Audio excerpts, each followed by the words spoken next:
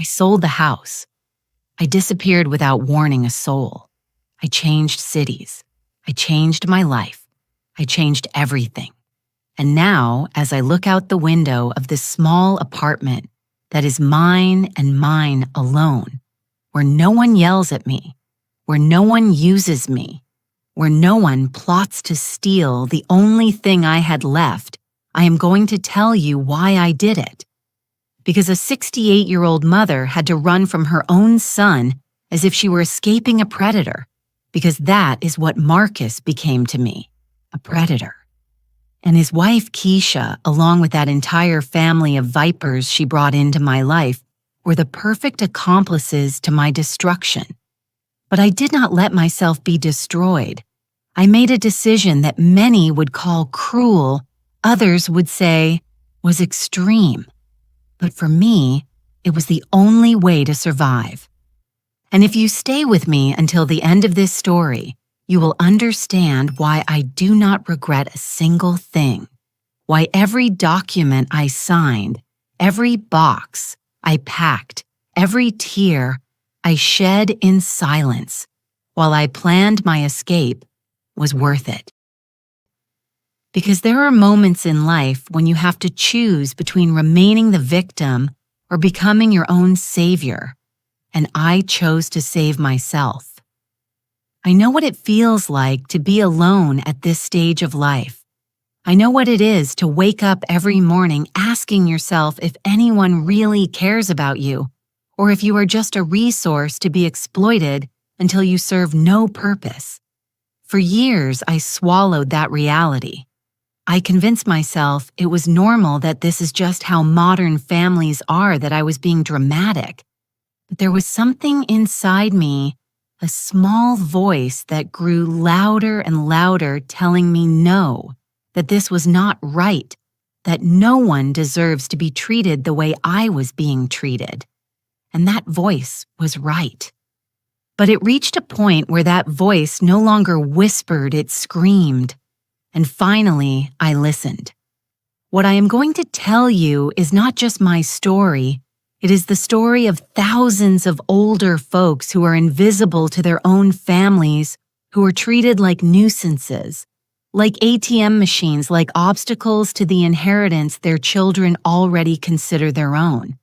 And if you listening to me now identify with anything I'm about to say, I want you to know that you are not alone, that there is a way out, that it is never too late to take back your dignity. It all started 3 months ago. It was a Tuesday afternoon, one of those gray days where time seems to move slower. Marcus and Keisha had been especially distant for the last few weeks. Whispered phone calls, doors closing when I entered a room, knowing glances that did not include explanations. I tried not to think too much about it. After all, they had been married for 5 years, and I had learned to give them their space. Keisha never liked me. I knew that from the first day I met her, the way she looked at me as if I were some old furniture that needed to be replaced, something obsolete taking up too much space. But Marcus seemed happy with her, and that was the only thing that mattered to me. Lord, what a fool I was. How blind, how naive to believe that a mother's love was enough to keep a son close, when there was a woman poisoning his ear every day. That Tuesday, Marcus came into the kitchen where I was fixing dinner. He had that expression I had learned to recognize, that mixture of anticipated guilt and discomfort. He was coming to ask for something. That look always came before the requests. "Mama, I need you to loan me some money. Mama, we're going to stay here a few more months until we find something. Mama Keisha is a little stressed. Try not to bother her." Mama, mama, mama. Always mama when he needed something, but never mama when it came to including me in his plans, in his joys, in his real life. I turned toward him with a smile that came automatically by now, that mother's smile that endures everything, that forgives everything, that never says no. "Marcus, baby, what's wrong?" And he, without looking me directly in the eyes, dropped the bomb on me like he was talking about the weather. "Mama, I need your credit cards, all 3 of them. Keisha and I have to make some important purchases this week. I'll give them back to you next Monday." Something inside me tensed up. He had never asked for all 3 cards at the same time. 1, yes, maybe 2 in case of an emergency. But all 3. What do you need all 3 for, Marcus? He shrugged his shoulders with that indifference that broke my heart. "I already told you important purchases. Don't worry, Mama, trust me." Trust me. Those words echoed in my head for days afterward. "Trust me," said the son I had raised alone after his father died when he was barely 8 years old. "Trust me," said the man for whom I paid full college tuition by working double shifts. "Trust me," said the one living in my house rent-free, while he saved for his future, a future that apparently did not include me, but I wanted to believe. I needed to believe. So I took the 3 cards out of my wallet and handed them to him. Marcus took them without even saying, "Thank you." He just nodded, mumbled a quick, "See you later," and walked out of the kitchen. I heard him say something to Keisha in a low voice in the hallway. I heard her laugh a laugh that sounded like victory, and something inside me knew in that moment, I knew that I had just made a terrible mistake. But I still didn't know how terrible it was. I didn't know yet that those cards were going to be used to fund a betrayal so big it would change my life forever. The next 3 days were strange. Marcus and Keisha practically disappeared from the house. They left early and came back late. When I asked where they had been, the answers were vague running errands, handling business. "Don't worry, Mama, I tried to check the card activity online, but every time I did, the system told me there was an error to try again later. I called the bank, and they told me everything was in order, that there was no problem with my account. But something didn't feel right. Something was happening, and I wasn't seeing it." On Friday night, Marcus came into my room. "Mama, Keisha and I are going out of town for the weekend. We might stay until Wednesday. Some friends invited us to their cabin. I need to rest a bit from work." It seemed odd to me. Marcus never took impromptu vacations, but I nodded. "All right, son, have fun." He left without saying anything else, without a hug, without a kiss on the forehead, like when he was a boy. He just left, and I remained sitting on my bed, staring at the walls of that room where I had cried so many nights after becoming a widow, wondering when exactly I had lost my son. At what moment had the sweet boy who used to hug me and tell me I was his favorite person in the world turned into this cold stranger who barely looked at me? Saturday morning, I woke up to a strange silence in the house, that type of silence that makes you feel uncomfortable in your own home. Marcus and Keisha had already gone. They didn't leave a note. They didn't say what time they would be back exactly. Nothing. Just that heavy emptiness filling every corner. I made myself some coffee and sat in the living room, trying to shake off that feeling of unease that wouldn't let me breathe right. I turned on the television to distract myself, but I couldn't concentrate on anything. My eyes kept going toward the door of Marcus and Keisha's room, toward that space that used to be my sewing room, which I had given up when they got married and needed privacy. Privacy to conspire against me as it turned out, but I didn't know that yet. I was still in that bubble of denial where mothers live when we don't want to accept that our children are capable of hurting us. I spent the day cleaning the house. I always clean when I'm nervous. It's my way of keeping my hands busy while my mind spins round and round. I cleaned the kitchen, the bathroom, the living room, and when I finished with the common areas, I stood in front of Marcus and Keisha's bedroom door. Normally, I respected their space. I never entered without permission. But that day, something pushed me to turn the doorknob. I'm just going to air it out a little, I told myself. Just going to open the window, that's all. I walked in, and the smell of Keisha's expensive perfume hit me immediately, that perfume that always seemed too intense, too pretentious to me.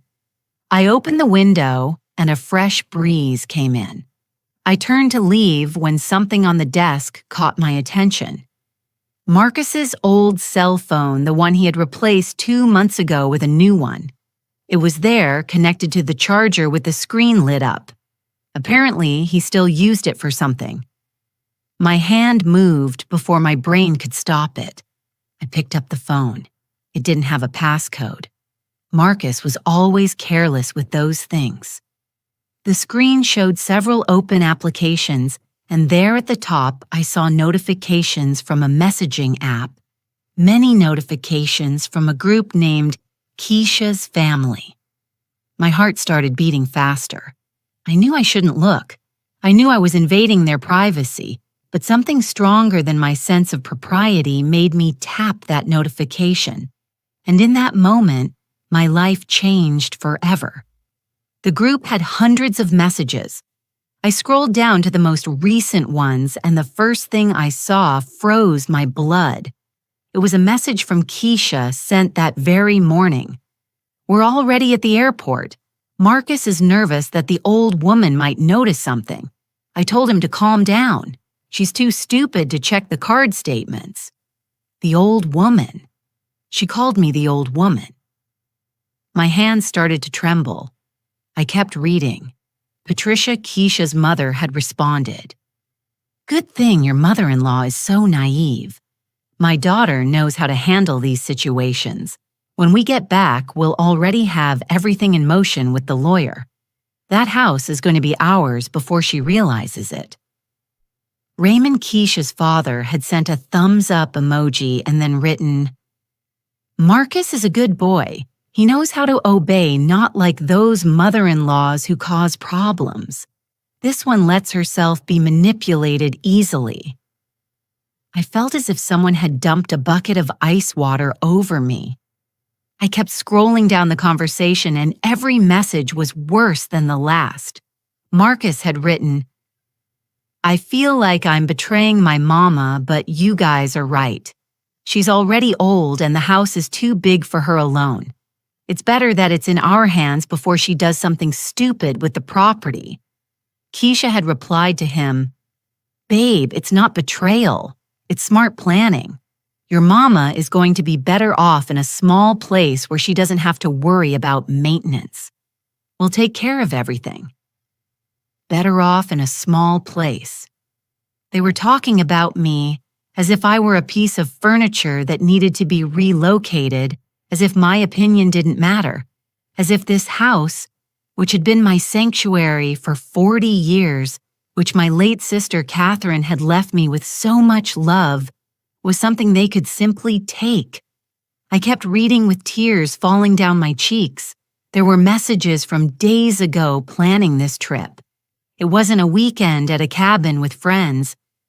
It was a full week's trip to Miami with Keisha's entire family. Patricia had written, I already booked the hotel. 5 stars right on the beach. We're going to enjoy these days properly. After all, Keisha's mother-in-law is paying for everything without knowing. Raymond had responded. Excellent. I also made reservations at the best restaurants. We're going to live like kings this week and let the old woman pick up the tab. Marcus had sent, I used Mama's 3 cards. Between all of them, they have a limit of almost $20,000. It should be enough for everything. $20,000. They had planned to spend $20,000 of my savings money I had gathered over years of working, until my body ached money I had saved for my old age for medical emergencies, so I wouldn't be a burden on anyone. And they were spending it on luxury hotels and expensive restaurants while calling me a stupid old woman. But the worst had not yet arrived. I kept scrolling down the conversation until I found messages from 2 weeks ago.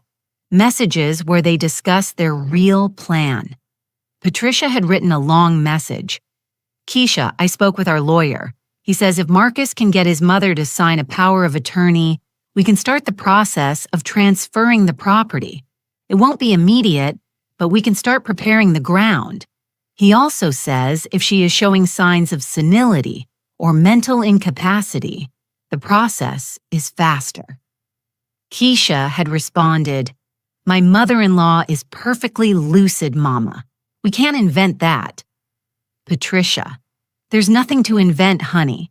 You just have to document forgetfulness, confusion, erratic behaviors.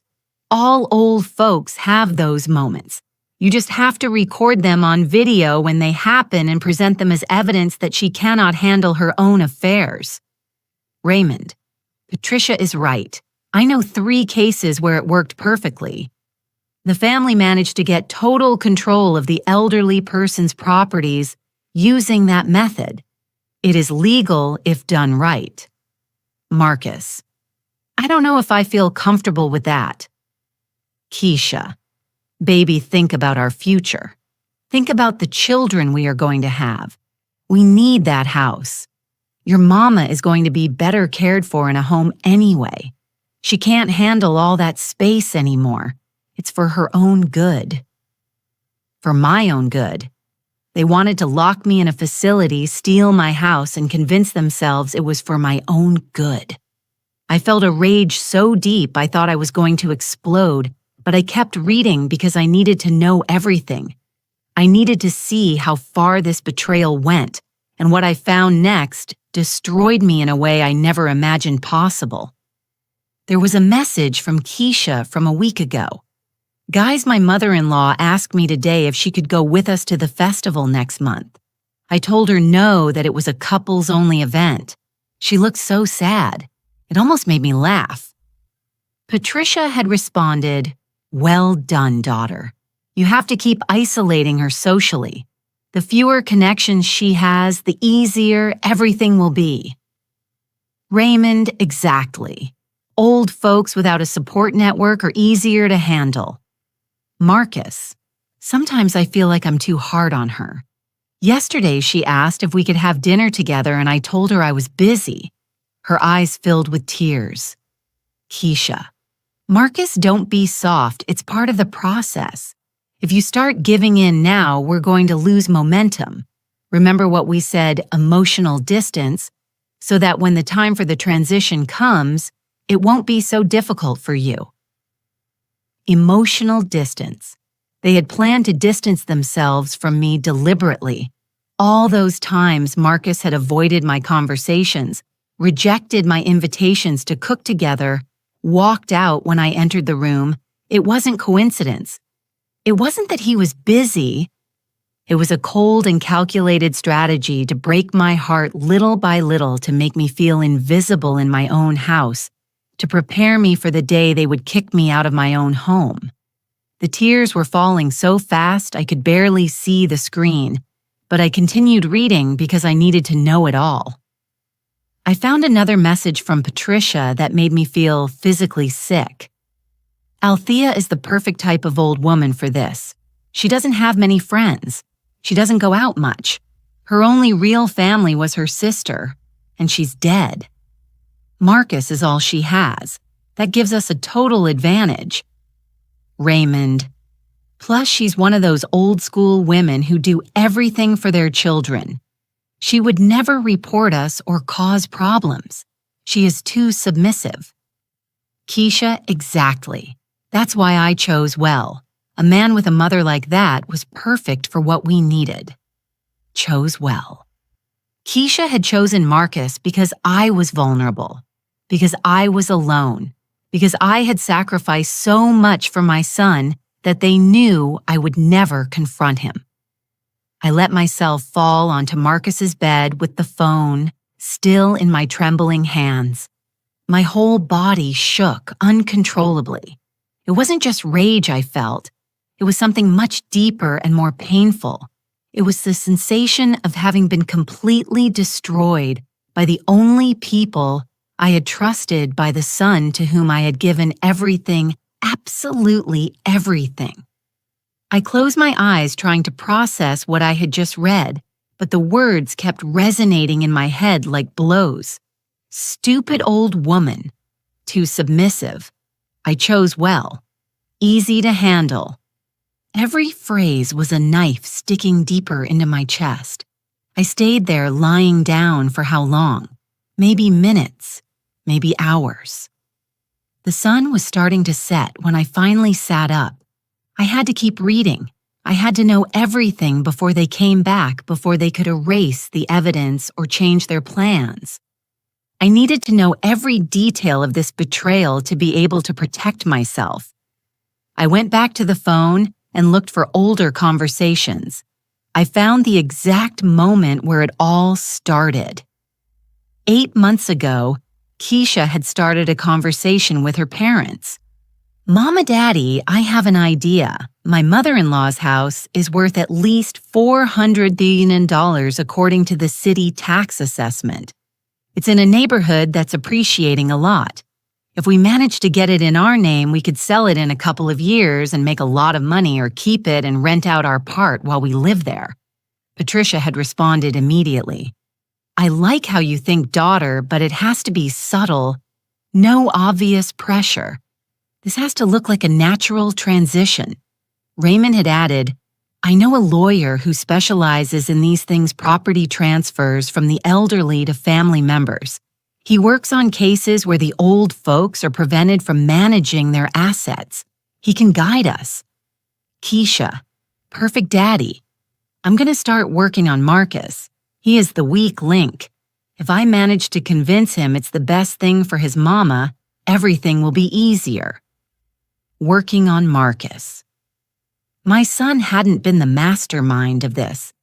He had been the victim of manipulation, but that did not excuse him because he had chosen to go along with it. He had chosen to betray me even knowing it was wrong. I found the conversation where Keisha presented the idea to Marcus. It was 6 months ago.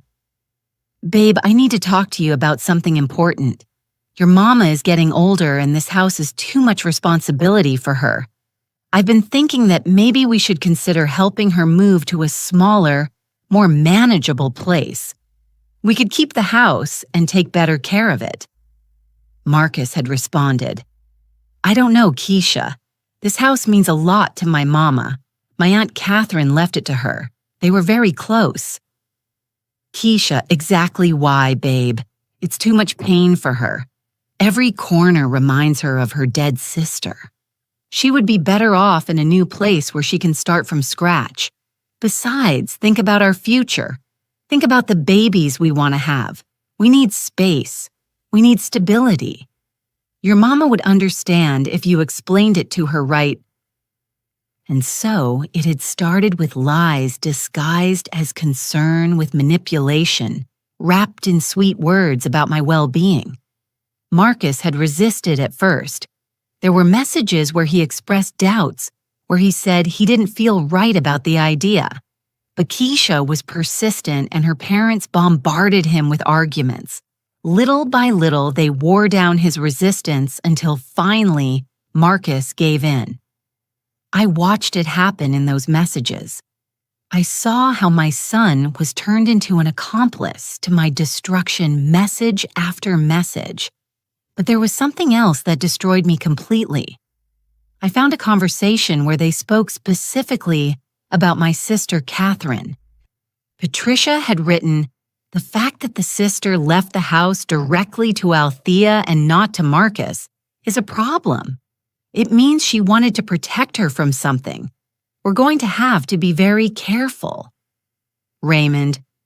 Or maybe the sister was just a stupid old woman too and didn't think about the legal implications.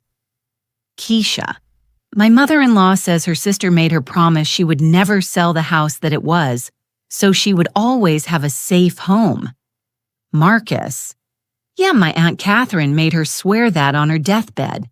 My mama cried for months after she died. Keisha. Well, promises to the dead aren't legal contracts. Once the house is in our name, we can do whatever we want. We can do whatever we want. They were talking about breaking the sacred promise I had made to my dying sister, as if it were nothing, as if Catherine's last wish was a minor inconvenience they could ignore. My sister had worked all her life to buy that house. She never married, never had children. She left it to me because she knew I had suffered so much after becoming a widow because she wanted to ensure I always had a roof over my head. And these people wanted to destroy that gift of love as if it were trash. I kept reading and found the detailed plans. They had divided the process into phases. Phase 1, isolate me emotionally, so I would depend more on Marcus. Phase 2, document any forgetfulness or confusion of mine as evidence of mental incapacity. Phase 3, convince me to sign a power of attorney under the pretext of helping me with my finances. Phase 4, use that power to transfer the property. Phase 5, convince me to move to a facility or small apartment. And if I resisted, they had a plan B. Patricia had described it coldly. If Althea refuses to cooperate, we can use the evidence of mental incapacity to initiate a guardianship process. The lawyer says that with good testimonies and documentation, we can get a judge to take away her legal capacity to handle her properties. Then Marcus, as the only son, automatically becomes legal guardian and can make decisions for her. Guardianship. They wanted to declare me mentally incompetent to rob me of everything. Me who still read 3 books a month. Me who handled all my accounts without a problem. Me who had never forgotten a doctor's appointment or a commitment. They wanted to invent a dementia that didn't exist to justify their theft. There was more evidence on that phone screenshots of properties for sale that Keisha had saved luxury houses they planned to buy with the money from the sale of my house. There were messages talking about how they would decorate my home once I wasn't there. Keisha had written, I'm going to throw out all that old furniture of Althea's.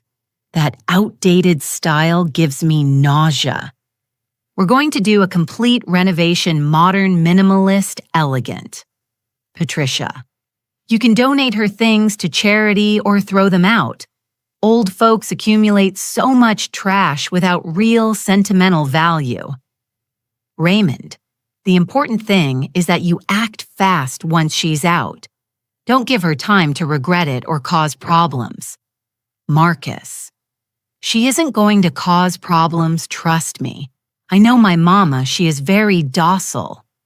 Docile. My son thought I was docile, and maybe he was right. I had been docile all my life. I had accepted the mistreatment, the indifference, the financial abuse, all without complaining, because I believed that is how you loved. I believed that sacrificing in silence was what good mothers did. But as I read those messages, something inside me broke, or maybe it fixed itself. Maybe for the first time in my life, something settled into its rightful place. I took screenshots of everything, every conversation, every plan, every insult. My own cell phone filled up with evidence, hundreds of images documenting the biggest betrayal I had ever experienced. When I finished, it was almost 10:00 at night. I had spent hours reading, crying, trembling with rage. I got up from Marcus's bed and left his phone exactly where I had found it, connected to the charger. I walked out of that room and closed the door. I walked to the kitchen like an automaton and made myself some tea. My hands were still shaking so much that I spilled hot water on the counter, but it didn't matter. Nothing mattered except one thing, a truth that had just crystallized in my mind with brutal clarity. I could not stay here. I could not continue being the docile victim they expected. I could not wait for them to execute their plan and leave me with nothing. I had to act first. I had to protect myself, and I had to do it in a way they could never predict. Because if I had learned anything in those hours, Reading their conspiracies, it was that they underestimated me completely. They thought I was weak. They thought I was stupid. They thought I would never have the courage to defend myself, and in that, they made their biggest mistake. That night, I didn't sleep. I sat in the dark living room staring at the walls of this house that had been my refuge for so many years. Every corner had a memory. There on that sofa, Catherine and I had drunk coffee 1,000 times while she told me about her day. There at that table, I had helped Marcus with his math homework when he was a boy. There next to that window, I had stood countless mornings looking at the garden I had planted with my own hands. This house was more than walls and a roof. It was my history. It was my sister, alive in every room. It was the sweat of her work, the love of her sacrifice, and they wanted to rip it away from me as if didn't have a right to my own life. But while the rage grew, something else grew too, a cold and calculating determination I had never felt before. If they could plan in secret, so could I. If they could conspire, so could I. If they could be ruthless, then I would learn to be. Because sometimes to survive, you have to become something you never thought you would be. Sunday morning, I woke up on the sofa with my body aching and my mind clearer than ever. It hadn't been a dream. Everything I had read was real. My son and his wife were in Miami spending my money while planning to steal my house, and I had a week before they returned. 1 week to change the course of this story. 1 week to stop being the victim and become something they would never expect. I got up, showered, dressed with care. I needed to think clearly. I needed a plan. But first, I needed help. I couldn't do this alone. I needed someone I could trust, someone who wouldn't judge me, someone who understood. And there was only one person who met those requirements, Bernice, my neighbor of a lifetime, the woman who had been by my side when Catherine died, the only real friend I had left. I took my phone and texted her. Bernice, I need to talk to you urgently. Can you come to my house this morning? It's important.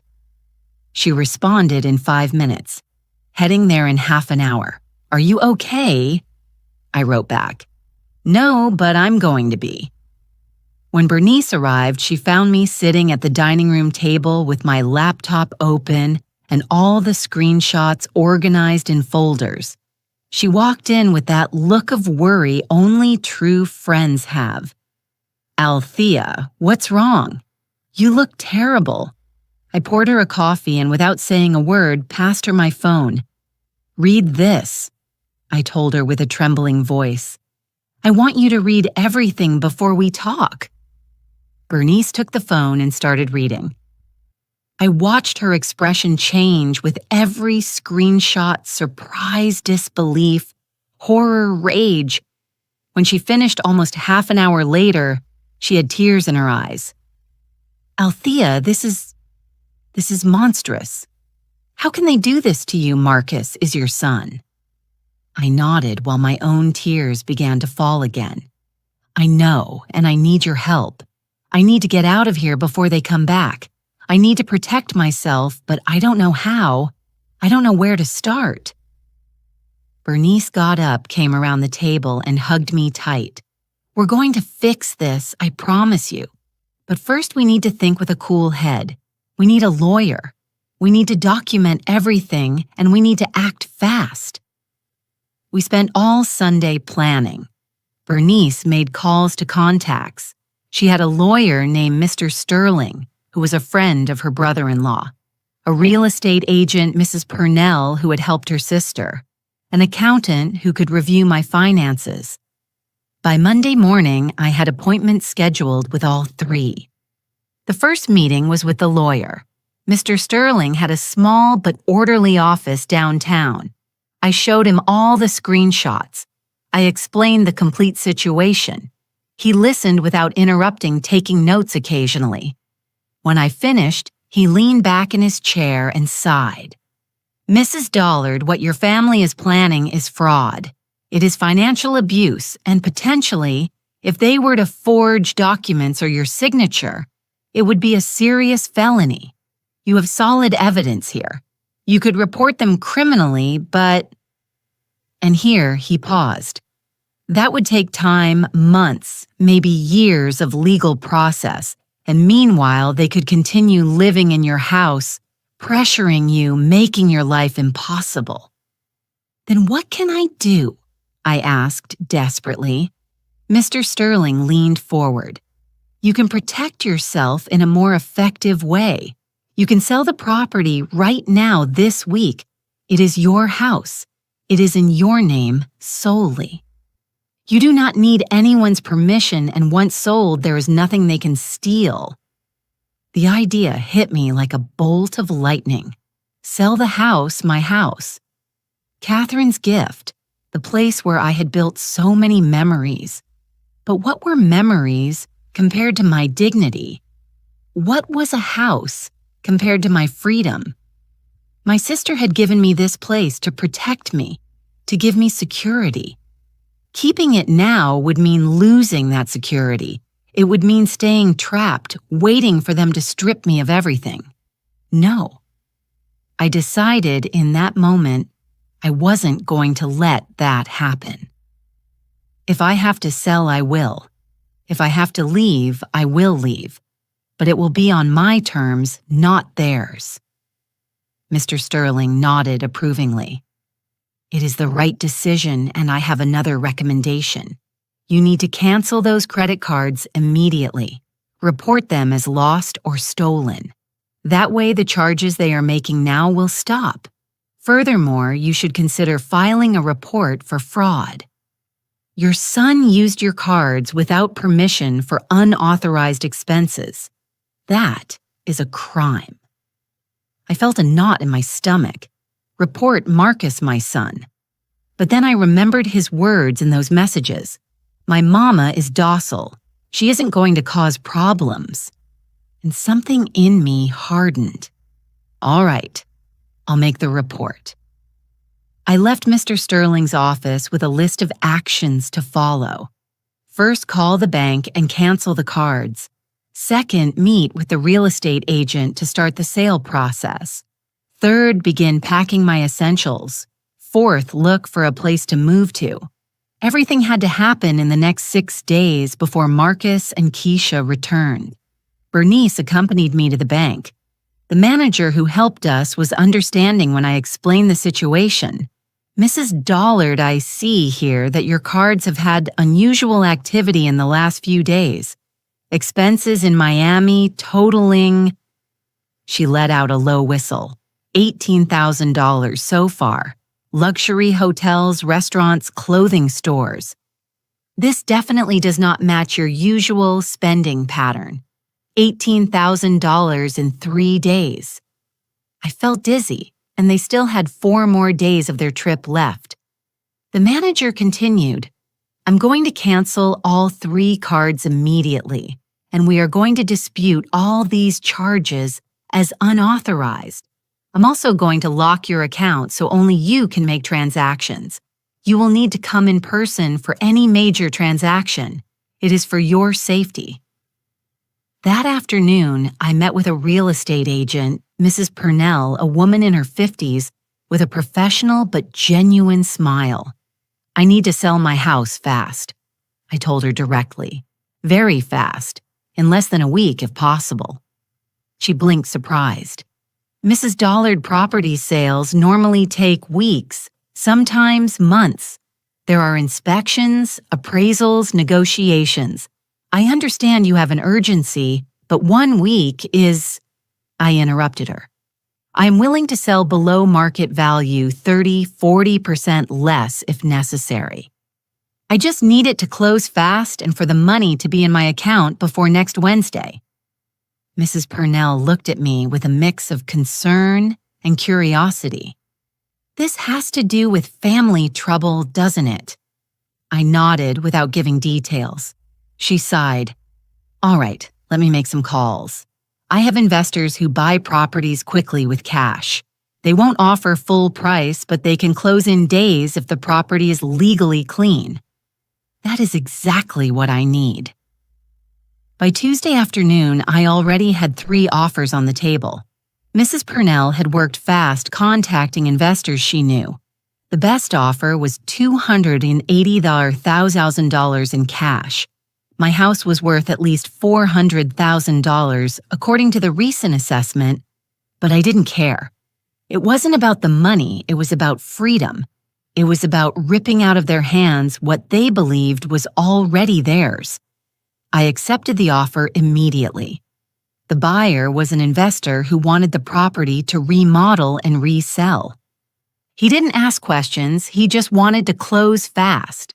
Mrs. Purnell organized everything for Thursday's signatures, transfer of funds, handing over keys, everything in one day.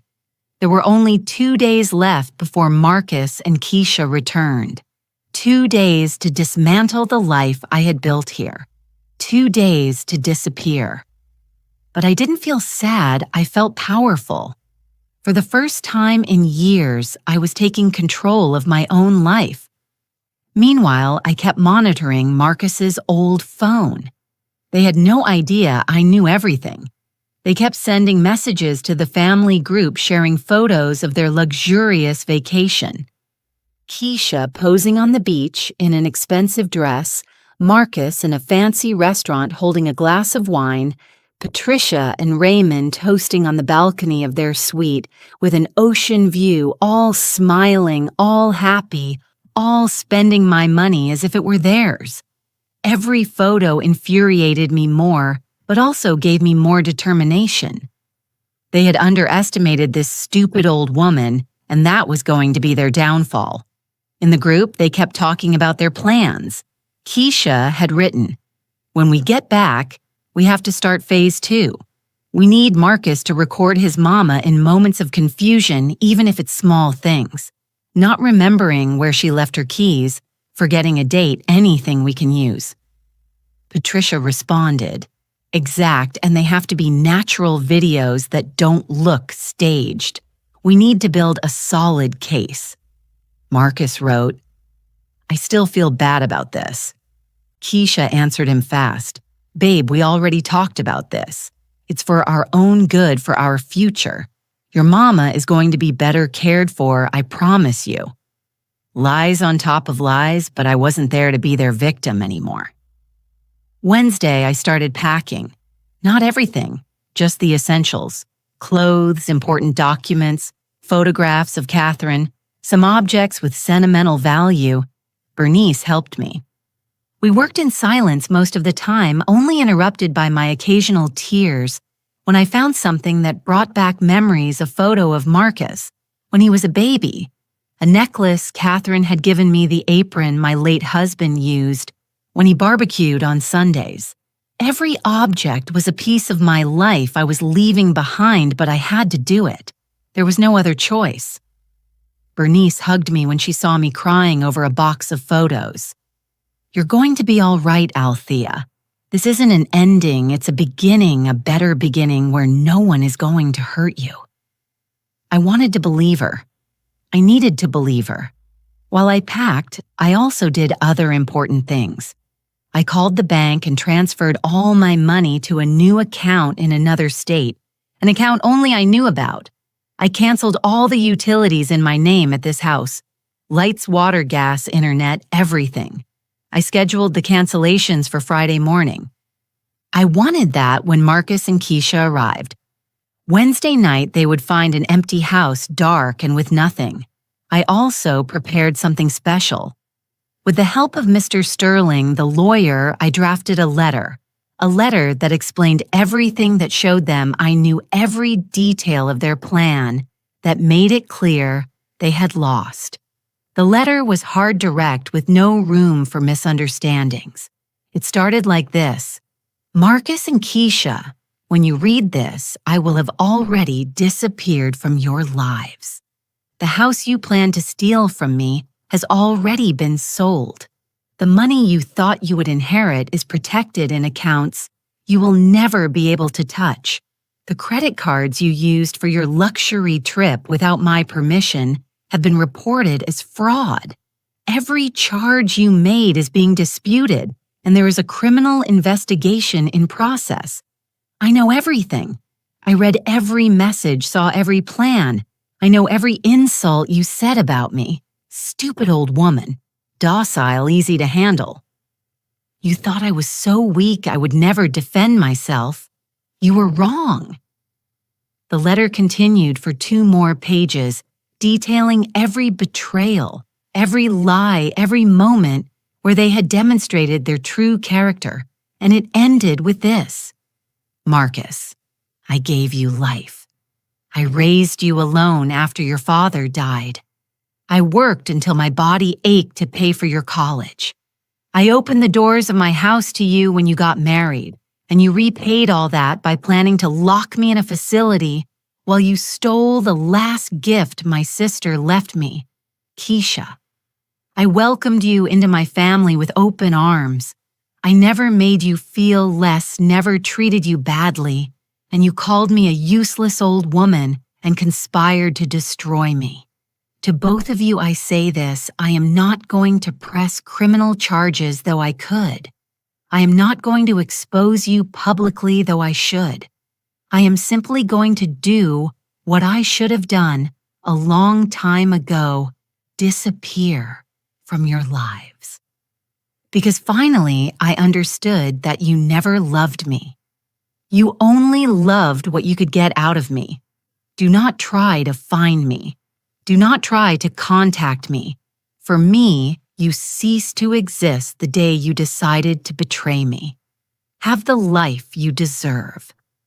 Althea. Mr. Sterling helped me schedule the delivery of the letter. It would arrive by certified mail exactly Thursday afternoon, 1 day after I had disappeared, 1 day after they returned. I had another detail to add to the plan. I copied all the screenshots of the conversations and saved them on a USB drive. I left that drive with Mr. Sterling with specific instructions. If Marcus or Keisha try to look for me legally, if they try to cause problems, if they tell lies about me, you have permission to use this evidence. You can hand it to the authorities. You can show it to whoever is necessary. I want them to know that although I won't attack them, I'm not going to let them attack me either. Mr. Sterling locked the drive in his safe. Althea, you did everything correctly. You protected yourself legally and emotionally. Now you just need to protect yourself physically. Where are you going to go? I already had the answer. My cousin Sheila, not my neighbor Bernice. Another cousin lived in another state. We had been close as girls but lost contact over the years. I had called her 2 days before explaining my situation vaguely. She asked no questions, she only said, "Come, stay as long as you need. My house is your house." Thursday, the day of the signing, arrived. Mrs. Purnell picked me up early in the morning. We went to the notary's office where the buyer was already waiting. He was a businessman in his 40s, polite and efficient. We signed papers for an hour. Every signature was one more step toward my freedom. When we finished, the notary handed me a certified check for $280. I looked at it feeling a mixture of relief and sadness. This piece of paper represented 40 years of my life in that house, but it also represented my salvation. I went directly to the bank and deposited the check. The manager processed the transaction immediately. "The funds will be available in 24 hours, she told me. Perfect. By the time Marcus and Keisha returned, the money would already be safe in my new account in another state. Unreachable to them, protected mine. I went back to the house for the last time that afternoon. The new owners would take possession Friday morning. I had this night to say goodbye. I walked through every empty room. My steps echoed in the silence. There was no furniture anymore, no pictures on the walls, nothing to say. Althea Dollard had lived here for decades. I stood in the center of the empty living room and closed my eyes. I could see Catherine sitting in her favorite armchair, the one I had sold along with everything else. I could hear her laugh when she told me stories about her job. I could feel her hug the day she handed me the keys to this house, telling me, "Sister, this is yours forever. No one can ever take it from you." I never thought the one who would try to take it from me would be my own son. I opened my eyes and the tears ran freely down my cheeks. "Forgive me, Catherine. I know I promised you I would never sell this house, but staying meant losing it anyway. At least this way it was me who made the decision. It was me who had control. I hope wherever you are, you can understand. I hope you know I did the only thing I could do to survive." I stood there until it got dark, then I locked the door for the last time and handed the keys to Mrs. Purnell, who would give them to the new owners in the morning. I never went back inside that house. That night, I slept at Bernice's house, my neighbor. She had insisted I not spend my last night alone. She prepared a simple dinner, and we sat eating in silence. "Althea," she told me finally, "I know this hurts. I know you feel like you're losing everything, but I want you to know something. What you are doing is brave. Most people in your situation would stay, would let themselves be abused because they are afraid of being alone. You chose your dignity. That isn't cowardice. It is the bravest thing I have seen." Her words comforted me, but I still felt that emptiness in my chest, that sensation of having lost my son, because that was what hurt the most. Not the house, not the money. It was knowing that Marcus had betrayed me, that the boy I had raised, whom I had loved with every fiber of my being, had turned into a stranger capable of hurting me in the deepest way. "Bernice," I asked her with a broken voice, "at what moment did I lose him? At what moment did my son stop loving me?" She sighed and took my hand. "I don't know, Althea. Maybe he never stopped loving you. Maybe he just stopped prioritizing you. Maybe Keisha changed him. Or maybe, and forgive me for saying this, maybe he was always selfish and you never wanted to see it. Children aren't always what we want them to be. Sometimes they are exactly what we don't want to see." Her words hurt because they tasted like the truth. There were signs, years of signs that I had ignored. Marcus had always been a little selfish, a little inconsiderate, but I had justified it. "He's young," I told myself. "He'll mature. He'll learn." But he never matured. He only learned to hide his true nature better until he met Keisha and found someone who encouraged him to be his worst version. Friday morning, Bernice drove me to the bus station. I had decided not to fly. I didn't want to leave easy trails to follow. The bus was slower but more anonymous. My cousin in the other state was waiting for me. The trip would take 2 days with several stops, 2 days to put distance between my previous life and my new reality. While I waited at the station, I received a message from Mr. Sterling, the lawyer. "Althea, I just received confirmation. The letter was delivered to your previous address. The new owners received it and kept it for when someone arrives asking for you. I also want to inform you that the bank formally processed the dispute of the card charges. Marcus is going to receive notification of the fraud investigation in the next few days. You did everything correctly. Now go with peace of mind." I responded, "Thank you for everything, Mr. Sterling. I don't know what I would have done without your help." He answered, "You protected your future. That is what you did. Take care of yourself." I put the phone away and looked around the station. People coming and going, each with their own stories, their own pains, their own battles. And I was one more, a 68-year-old woman starting over, terrifying and liberating at the same time. Bernice hugged me tight before I got on the bus. "You're going to be okay, I know it. You are stronger than they ever imagined." I returned the hug with all my strength. "Thank you for everything, for believing me, for helping me, for being the only real friend I had." She had tears in her eyes. "Keep me informed. I want to know you arrived safely, that you are safe. Promise me." "I promise." I got on the bus and found my seat next to the window.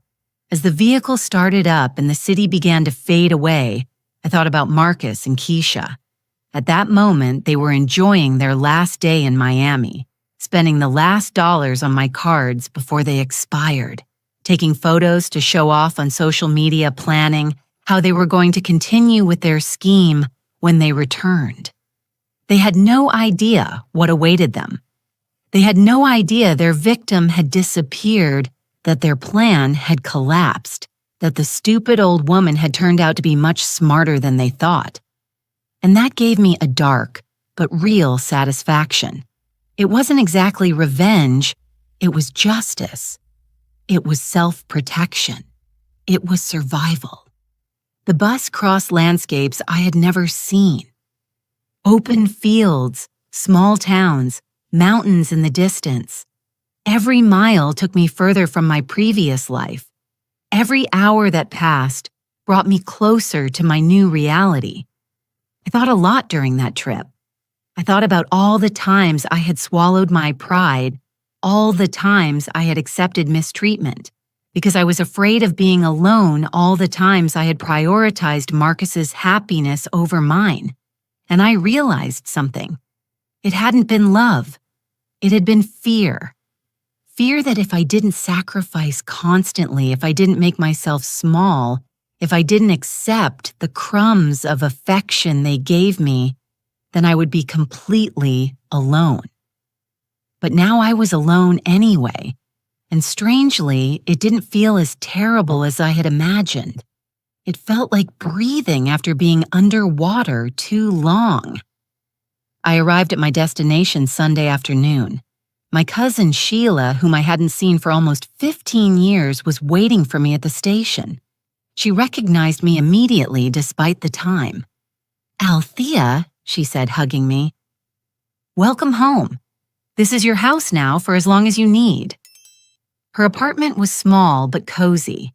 She showed me the guest room she had prepared for me. "It isn't much," she apologized, "but it's comfortable and it's yours."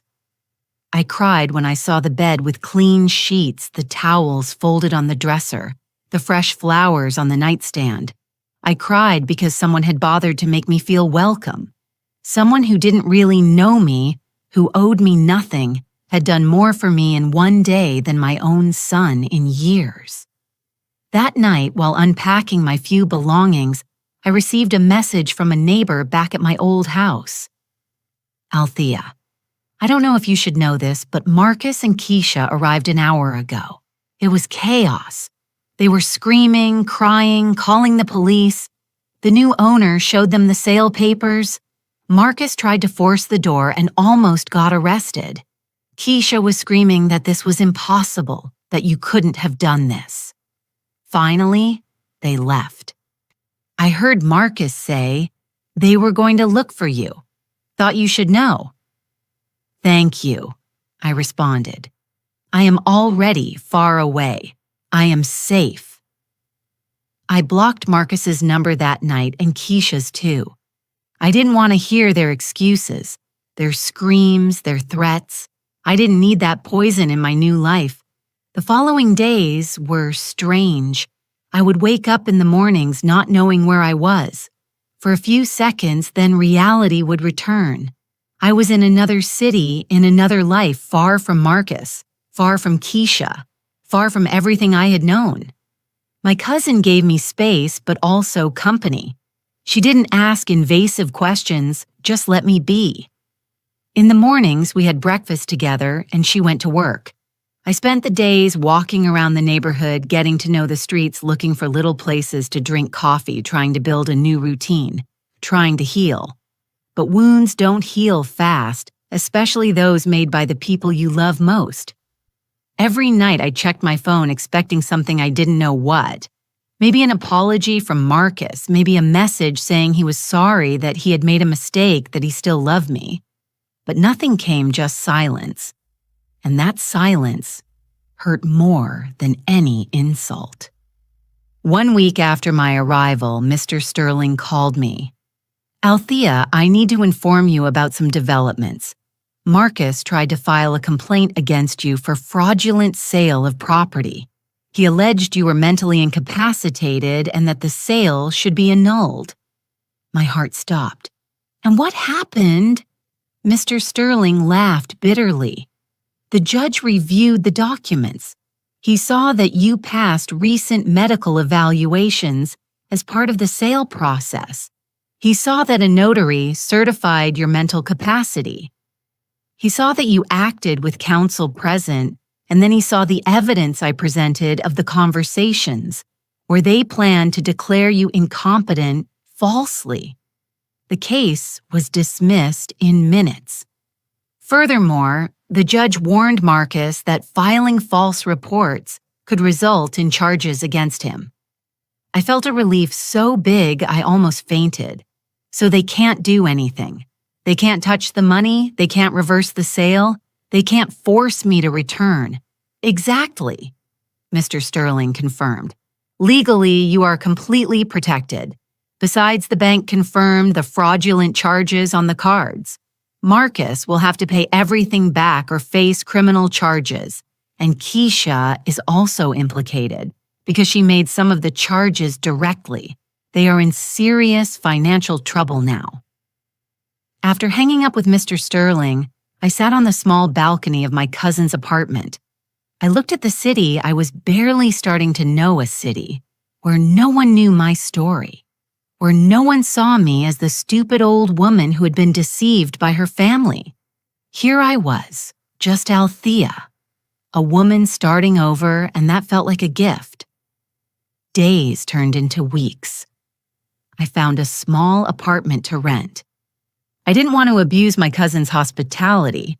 It was a modest place, a single bedroom in a quiet building, but it was mine. No one had keys except me. No one could enter without my permission. No one could conspire against me inside these walls. I bought simple furniture, nothing fancy, just the necessary: a comfortable bed, a small table, an armchair to read in. I decorated with the few photographs I had brought. Catherine smiling at me from a frame on the nightstand, my late husband in another frame in the living room. Marcus was not in any visible photograph. I had brought some of him as a child, but I kept them in a box in the closet. I couldn't look at them without crying, without wondering where I had lost that sweet boy. 1 month after my arrival, I received an email from Marcus. I had changed my phone number, but he still had my email address. The message was long, erratic, full of rage and desperation. "Mama," it began, although it didn't feel like it came from a son. It sounded like a furious stranger. "How could you do this to us? How could you sell the house without telling us that house was my inheritance? It was my future. Keisha and I had planned everything. We were going to have children there. We were going to build our life there, and you ruined everything. The bank is suing us for the cards. They say we committed fraud, that we owe $18,000 plus interest and penalties. We don't have that money. I lost my job because I couldn't concentrate with all this stress. Keisha left me. She said I was useless, that I couldn't even handle my own mother. She went back to her parents and they blamed me for everything. I'm living in a horrible apartment. I can barely pay the rent and everything is your fault. If you had been reasonable, if you had understood that we only wanted the best for you, but no, you had to be selfish. You had to think only of yourself after everything I did for you, after I put up with you all these years. I read the email 3 times. Every word was a knife, but not of pain, of clarity, because in that message I saw everything I needed to see. Marcus wasn't remorseful. He didn't ask for forgiveness. He didn't recognize his betrayal. He was only angry because his plan had failed. He only blamed me for protecting myself. He said he had put up with me all these years as if having me as a mother had been a burden, as if raising your son, loving him, sacrificing for him was something for which he should receive gratitude. His thinking was so twisted it was scary. I replied to the email. It was the only time I did. My response was short. Marcus, I read your message and the only thing I see is that you still don't understand what you did. You didn't sell me your plan as something for my good. You conspired behind my back. You didn't ask me for the house. You planned to steal it from me. You didn't use my cards with permission. You committed fraud, and now that you face the consequences of your actions, you blame me. That tells me everything I need to know. There is nothing more to talk about between us. Do not contact me again. Althea. After sending that message, I blocked his email. I closed that door completely too. The following weeks were easier without the constant anxiety of expecting messages from Marcus, without the weight of wondering if I should give him another chance, without the guilt he tried to impose on me for protecting myself. I began to go out more. I met other women in a reading group at the local library, women my age, who had also lived through losses, betrayals, new beginnings. I didn't tell them my full story at first, but little by little I shared pieces, and I found something surprising. I wasn't the only one. Almost all of them had stories of relatives who had used them, hurt them, betrayed them, and all had to make difficult decisions to protect themselves. One of them, a lady named Loretta, told me something I will never forget. Althea society teaches us that mothers must sacrifice always, that we must endure everything because it is our duty. But no one teaches us that we also have a right to dignity, to respect, to say enough. What you did wasn't abandoning your son. It was saving yourself, and that isn't selfishness. It's survival. I found a part-time job at a craft store. I didn't really need the money, but I needed purpose. I needed to feel useful. The owner was a kind woman who taught me how to make some pieces. I discovered I had talent for crafts. I started doing small projects, knitting embroidery decorations, things we sold in the store. And every piece I completed felt like a small victory, like proof that I could still create. I could still contribute. I still had value. The months passed. Autumn arrived with its golden colors. I had planted some flowers and pots on my small balcony. I tended to them every morning, watched them grow. And in those flowers, I saw my own transformation. I was also growing. I was also blooming, even though I had started in arid and rocky soil.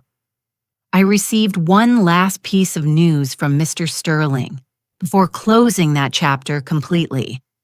Althea, I thought you would want to know Marcus and Keisha reached an agreement with the bank.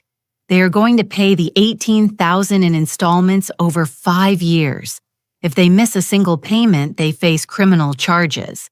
I also learned that Marcus is working 2 jobs to be able to pay, and Keisha went back to him. But apparently, the relationship is very deteriorated. Her family despises him for not having been able to get the house. Ironic, isn't it? What they wanted united them. What they lost is destroying them. Ironic was an understatement. It was poetic justice. They had conspired together, supported each other in their evil plan, laughed at me while spending my money.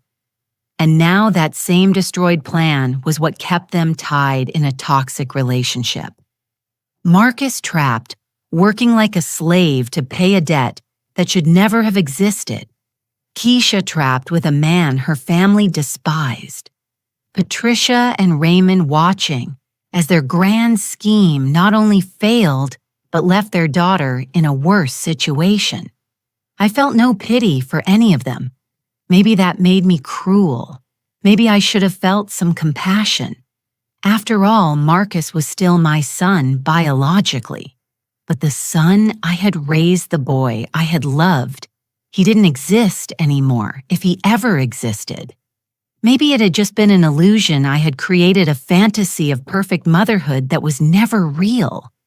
And accepting that hurt, but it also liberated because it meant I hadn't lost anything real. I had only let go of something I never had. Winter arrived in my new city. It was colder than the weather I was used to. I bought thick coats and learned to enjoy the cold. There was something purifying about it, as if every gust of icy wind took away another piece of the pain. I joined more activities, a walking group for seniors, a painting class at the community center. I even started taking computer classes because I wanted to learn to use technology better. I wanted to be independent in all aspects. I didn't want to ever depend on anyone again. In the painting class, I met a gentleman named Franklin. He was a widower a few years older than me, with a gentle smile and sad eyes that understood loss. We didn't flirt exactly. We were two broken people learning to exist again, but there was a comfort in his presence, a silent understanding. One day after class, he invited me for coffee. I accepted. We sat in a small cafe and talked for hours. He told me about his wife who had passed from cancer 3 years ago, about his children who lived in other countries, and rarely called him about the loneliness of getting old when the people you thought would be there simply aren't. I told him my story for the first time, all my story from beginning to end. Marcus, Keisha, the plan, the betrayal, my escape. Franklin listened without interrupting. When I finished, I saw tears in his eyes. "Althea," he said, taking my hand across the table, "what you did was the bravest thing I have heard, and I am very sorry your son failed you in that way. But I want you to know something. The fact that he betrayed you does not mean you failed as a mother. It means he failed as a son." Those words broke something inside me. I cried there in that cafe. I cried for everything I had lost, for everything I had endured, for all the years I had believed I wasn't enough. Franklin didn't try to stop my tears. He just held my hand and waited. And when I finally calmed down, he smiled gently. "Now," he said, "let's talk about your future, not your past, about the good things that can still come." And we talked. For the first time in months, I talked about hopes instead of pain, about possibilities instead of losses, about the life I still had left to live. Franklin and I became close friends. There was no romance, not really, but there was companionship. We walked together on Sundays, went to the movies, occasionally cooked simple dinners in my apartment or his. And slowly I realized I was building something. I had never really had a life of my own, not defined by being someone's mother, not defined by being someone's wife, just Althea, a woman with her own interests, her own friendships, her own choices, and that felt revolutionary. After 68 years, I was finally discovering who I was when no one needed me for something. 1 year after my escape, I received a physical letter not from Marcus, from Patricia, Keisha's mother. That surprised me. The letter was brief but shocking. "Mrs. Dollard. I don't know if you will read this or if you hate me too much to consider my words, but I need to tell you something. My daughter Keisha left Marcus 3 months ago. She realized he wasn't the man she thought Or maybe she realized the plan we drew up was immoral and cruel. I don't know. What I know is that since all this exploded, my family hasn't had peace. Raymond and I fight constantly. He blames me for pushing the plan. I blame him for encouraging it. Keisha is depressed in therapy trying to understand what kind of person she became. And me, well, I can't sleep at night. The letter continued. I keep seeing your face in my mind the way you must have felt reading those conversations, discovering that your daughter-in-law's family, people who should have respected you, called you stupid old woman, conspired to steal your home. I don't expect your forgiveness. I don't deserve it. I just wanted you to know that we didn't come out of this unscathed, that the cruelty we exercised against you is destroying us from the inside, and that if I could turn back time, I never would have suggested that horrible plan. But I can't. I can only live with the guilt, and I hope that you, wherever you are, have found peace because you deserve it. We do not, Patricia. I read the letter several times. I felt many things rage because the apology arrived too late. Satisfaction because they were suffering consequences. Sadness because all this could have been avoided if they had just chosen to be good people. But mainly, I felt indifference. Their guilt was not my problem. Their destroyed family was not my responsibility to fix. I had healed enough not to need their repentance. I didn't need their validation that what they did to me was wrong. I already knew that, and I had already moved on. I didn't answer the letter. I kept it in a drawer with all the other evidence from that time, documents I kept for legal reasons, but no longer looked at. That chapter was closed. My life now was different, better. Smaller in material terms, perhaps. I no longer had a big house. I no longer had close family, but I had peace. I had dignity. I had choice, and that was worth more than any property, more than any forced relationship with people who didn't value me. Seasons kept changing. Spring arrived with its flowers and new beginnings. I was blooming too. My small craft business had grown. Now I sold my pieces at local fairs in addition to the store. I knew my neighbors. I had routines. I had purpose. One afternoon, while organizing my things, I found an old photo of Marcus when he was 5 years old. He was smiling, hugging a teddy bear, his eyes full of innocence. I looked at that photo for a long while, and finally I could separate the child from the man. I could cry for the child I loved without feeling obligation toward the man who betrayed me.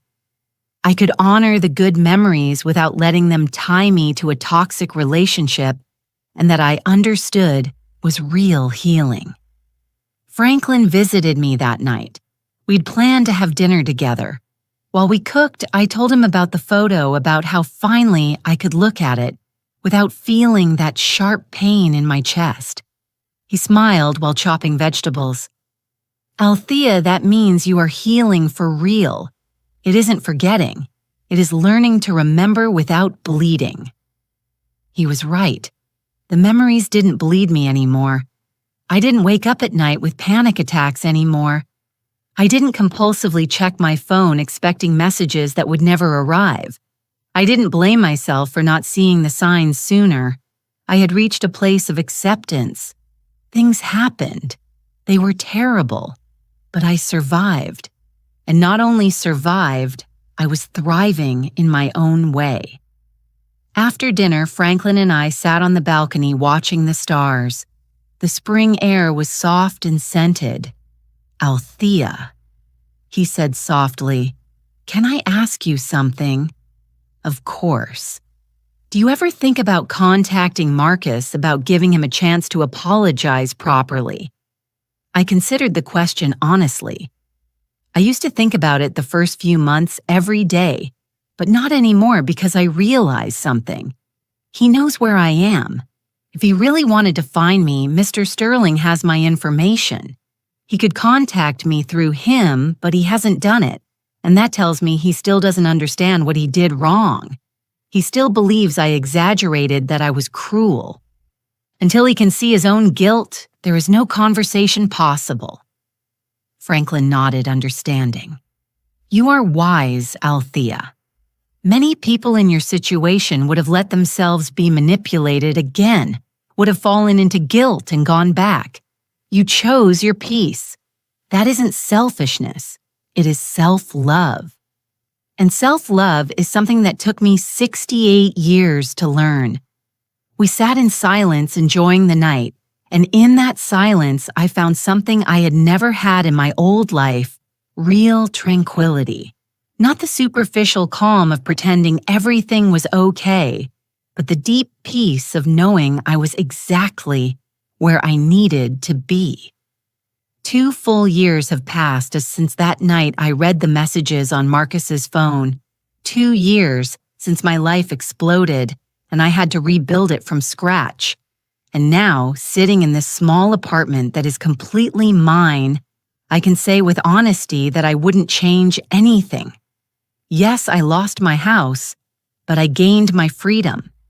Yes, I lost my son, but I found myself.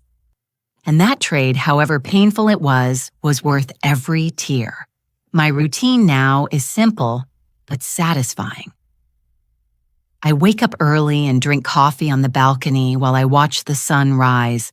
I work on my crafts in the mornings.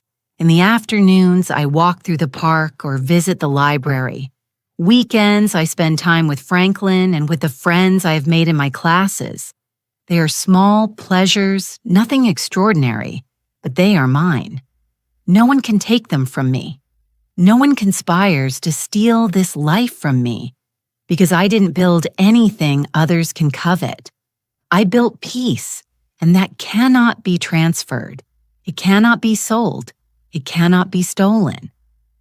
I have learned so much in these 2 years.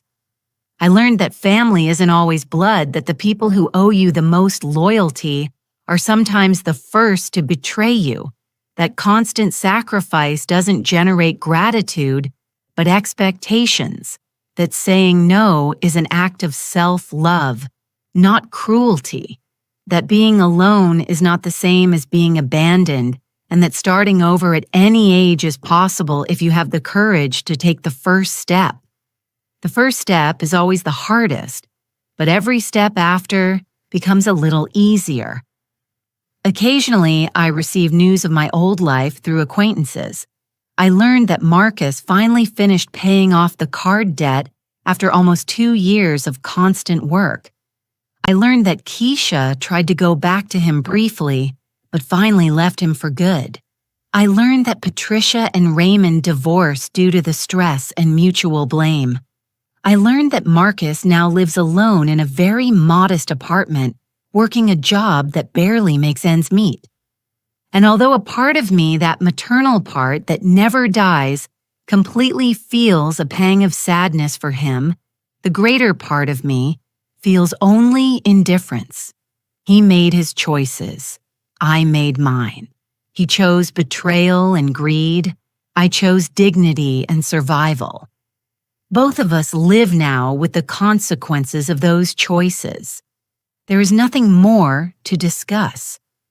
Sometimes I wonder if Marcus thinks of me, if he regrets it, if he finally understands the magnitude of what he did. But those questions don't keep me up at night anymore, because the truth is, it doesn't matter. His regret or lack of it doesn't change my reality. It doesn't give me back the years of mistreatment. It doesn't erase the insults he wrote about me. It doesn't undo the plan he hatched to rob me. And definitely, it doesn't rebuild the trust he destroyed. I have decorated my apartment with things that bring me joy, plants in every window paintings. I painted myself in art class photographs of Catherine smiling a blanket, knitted by Loretta. My friend from the reading group books piled next to my favorite armchair. It is a small space, but it is full of love, self-love from the real friendships I have cultivated, and that is enough, more than enough. It is abundance after years of emotional scarcity. The other day, while organizing my closet, I found the box with the photos of Marcus as a boy. I took it out and looked at them one by one. I didn't cry anymore. I just felt a gentle melancholy for that time that no longer exists, for that child who grew up and turned into someone I do not recognize. But I also felt gratitude because that experience, however devastating it was, taught me the most important lesson of my life. It taught me that I matter, that my well-being matters, that my dignity is not negotiable, and that never, never again am I going to allow someone to treat me as if I were disposable. Franklin proposed a few months ago that we move in together, not as a romantic couple necessarily, although there is deep affection between us, but as life partners, two people who have been hurt and who choose to heal together. I am considering it, not because I need it, but because I want to. And that difference is fundamental. Before, I needed Marcus. I needed his approval, his presence, his affection, and that need made me vulnerable to his abuse. Now I am complete on my own. If I choose to share my life with Franklin, it will be from a place of fullness, not lack. And that makes all the difference in the world. A few days ago, I received an unexpected email. It was from a young woman who had heard my story through Loretta. She wrote, "Mrs. Dollard.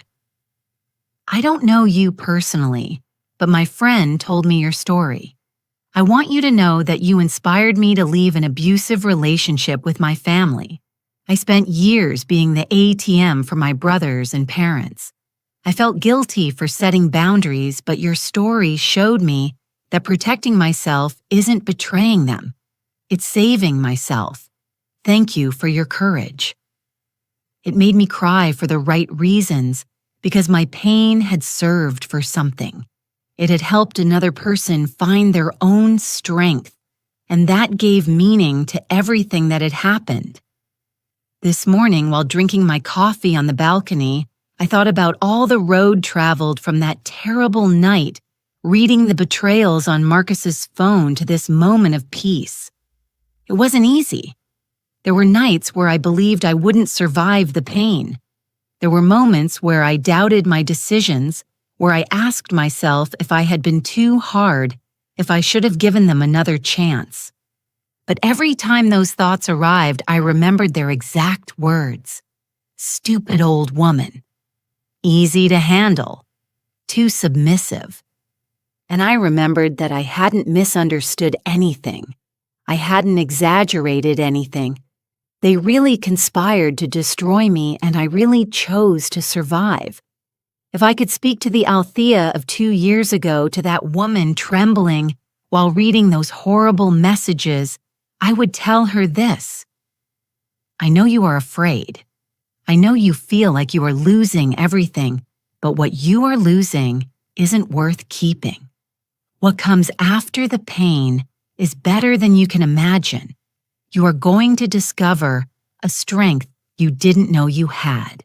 You are going to find people who value you for real. You are going to build a small but beautiful life, and you are going to be okay, more than okay. You are going to be in peace. And to anyone reading this, to anyone identifying with my story, I want to tell you the same.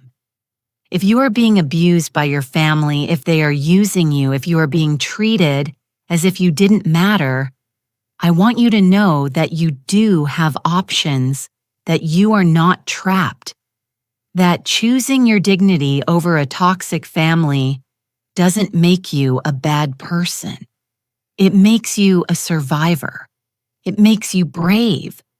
And although the road will be difficult, although there will be pain and loss on the other side, there is life. There is peace. There is the possibility to finally be who you really are without having to shrink yourself to make people happy who are never going to value you. Don't stay waiting for things to get better on their own. Don't stay believing that if you sacrifice a little more, finally, you will receive the love you deserve.